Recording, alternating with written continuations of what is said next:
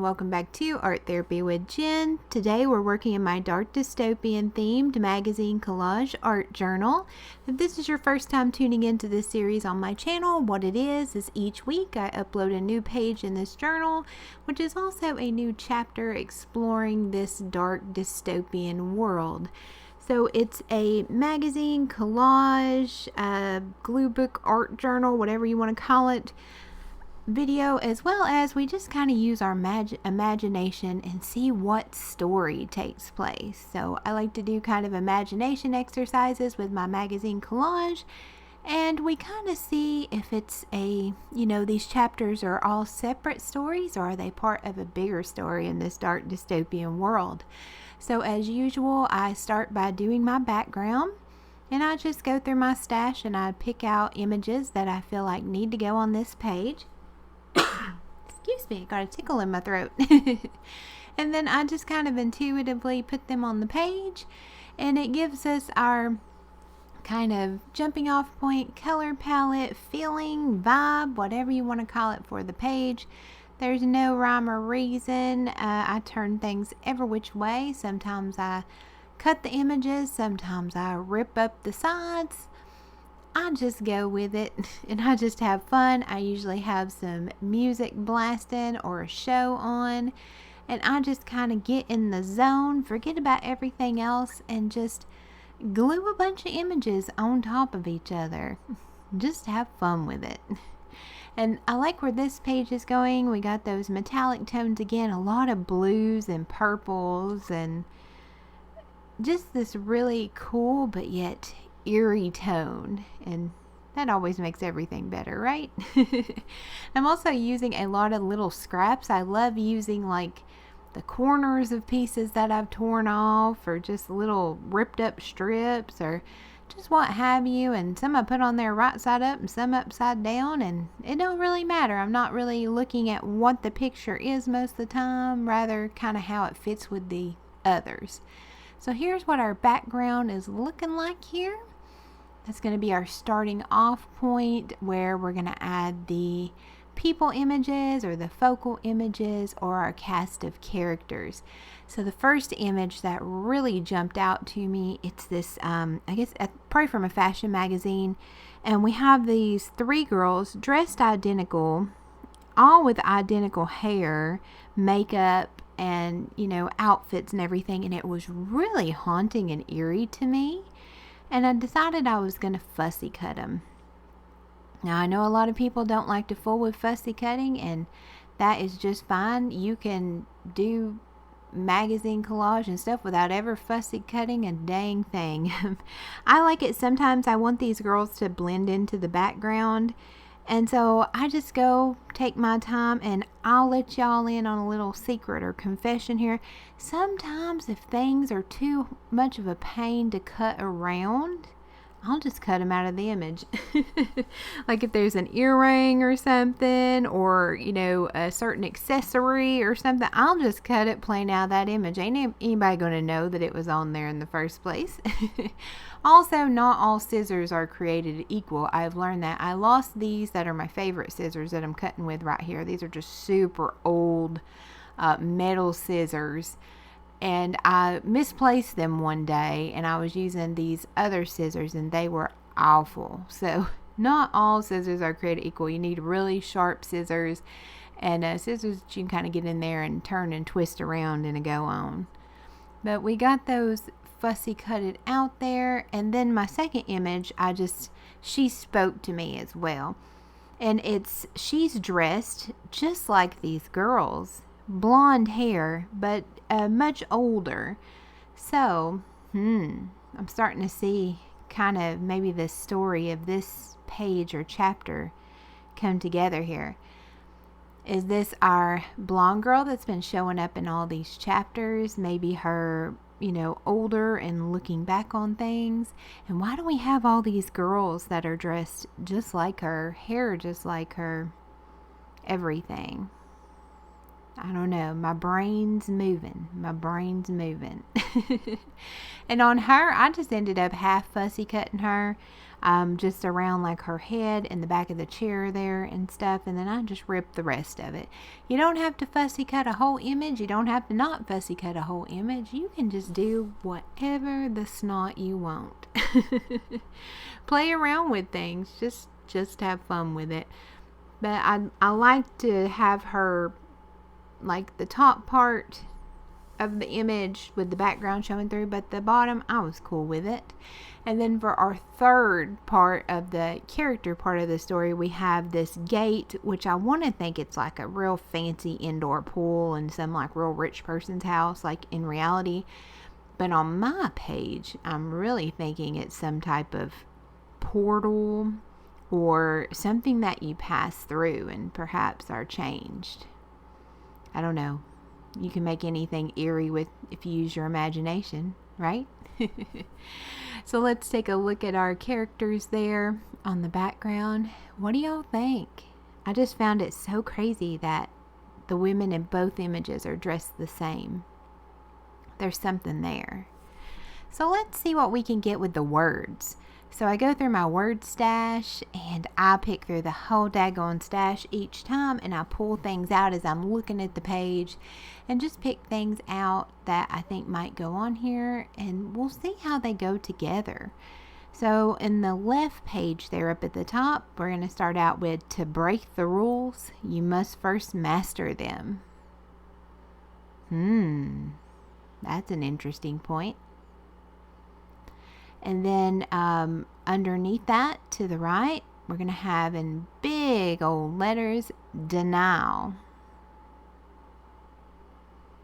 And then next, first I'm going to cut a little bit of this one off. When I put my words in my stash, I always just kind of cut them real boxy, because sometimes I like to keep a big part of that white space around the words, and sometimes I don't, but I figure I'll put them in there with the white space on there, and I can always cut it away later. So that's what I'm doing here. It really just depends on what fits with that particular page, and I just really want to cut it in just really tight with those words and not leave much white space or overhang or border or whatever you want to call it. But this one, and it's in quotes, says, I found it really playful to walk on that knife edge. The thing is, we all have a darkness, you know? I think that's her maybe thinking or telling that. And denial may be what she's caused. And there I am contemplating where I want it to go. You can change as much as you want till you glue it down, right? And every once in a while you get lucky and you can fill it back up and try again. And then the next one, we're also going to cut some of that extra overhang off there. But it says, well, what could I do that would make it a good thing that I didn't die? So maybe she did something pretty nefarious to survive, and she's kind of in denial about it. But how can she make that a good thing now? I don't know. What do y'all think? And then next we're going to have, and again I'm going to trim this one up, we're going to Frankenstein two together. The first part's going to say there's always an option. Or I guess they could be together or not, either way. But this part says there's always an option in big bold. So she made her choice. There was always an option not to make that choice. And then I'm going to put on there, facing the music. So for this page we have, to break the rules, you must first master them. Denial. I found it really playful to walk on that knife edge. The thing is, we all have a darkness, you know. And well, what could I do to make it a good thing that I didn't die? There's always an option. And facing the music. So let's go up to the right page here with our tunnel and our girls there. And up top in this eerie green text, it's going to say secret. Lots of secrets going on in this world. And in the real world too, right?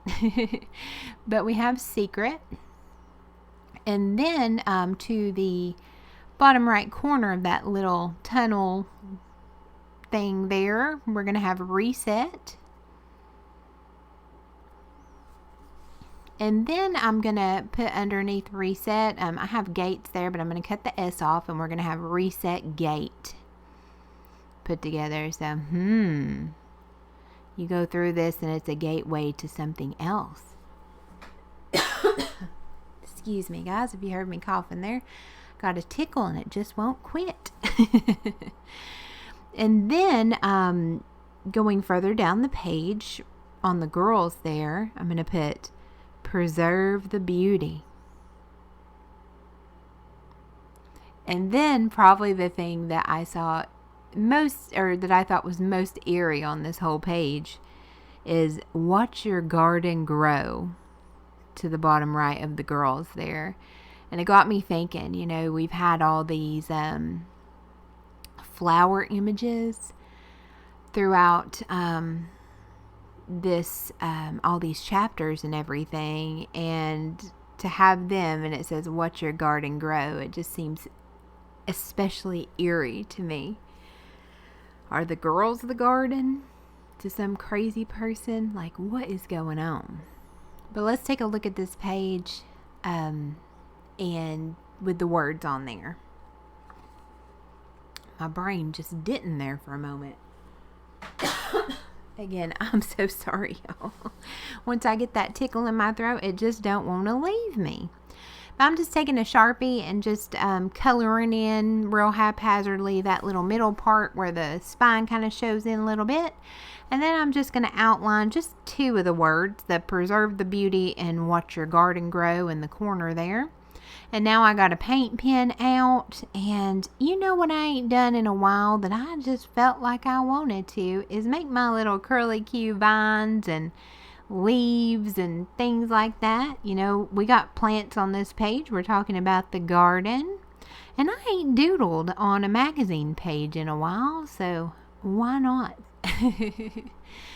And so I'm just doing these real simple things that I've done in other pages, just curly cueing around, and then I kind of go back through and add little leaves and little, not quite flowers on this page, but I just put like, I don't know what you call them, like little balls that might look like dandelions or something like that. And I just have a good old time with it. It ain't that deep. And I just draw on there, and I was real happy with this marker that day. This paint marker. Sometimes you get some and they come out and they're just all watery and clear pretty much, or they're about dry, and I was just having a good old time. Y'all have seen me too. I use whiteout pens quite a bit as well, but this one worked out good, and it dries a lot more translucent than a whiteout pen, so I kind of play around with it. And then I just went off the rails, y'all. I was looking in my desk drawer, and I seen I had a highlighter in there, and I was like, you know what? We're just gonna highlight on this page too. Why not? And I'm just kind of going around real haphazardly on top of those vines, not trying to be precise or anything. Now, I will tell you, it looks very cool and bright and almost radioactive right now. But I will say the parts that were on that paint pen, they pretty much dried into like just a very, very faint, you can barely see it, yellow. So may do some experimenting in the future, because I would love, love, love to add just that bright yellow otherworldliness on there.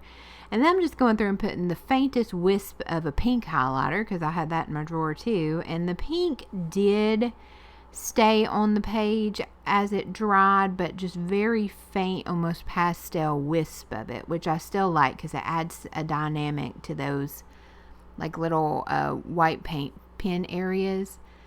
But just having fun with it, because why not? I like using office supplies sometimes. And then I decided, you know what? I'm going to go around and do a highlighter border on these, like two of the words there. Now that, it did actually stay once it dried. It's not quite as glowing, but it stayed. So those words that I really wanted to highlight stayed. Oh yes. You might even get puns on here. And with that, I'm just going to sign it and date it, and I'm happy with it. I don't feel like I need to fool with it anymore. And that's chapter 15. What y'all think I should call it, y'all? Maybe Denial? Watch Your Garden Grow? I don't know. I haven't quite in my mind figured out exactly what's going on here.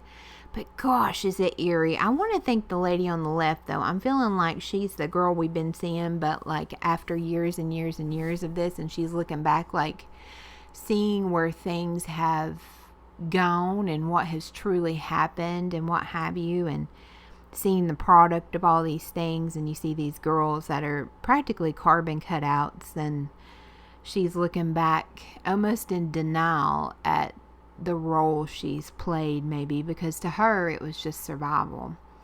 I don't know. I just don't know. I'm always curious to hear your all's thoughts. It is quite eerie, though.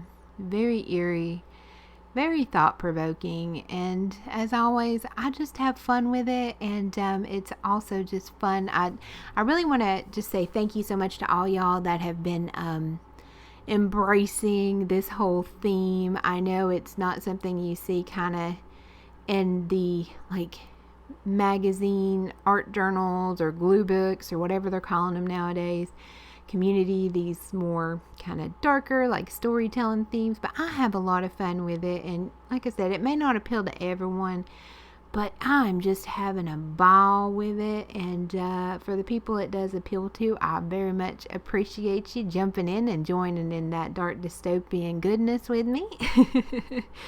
And yeah, I can't believe we've already done 15 chapters. My word, like I just want it to keep going, and I don't want it to ever end, but it'll be very interesting to see where this all goes. It's just a fun, intuitive, like journaling experience for me, and playing around and just letting my imagination go, and yeah, just having a lot of fun with it. Again, thank y'all so much for watching, and I will see y'all soon with another art video. Bye, guys.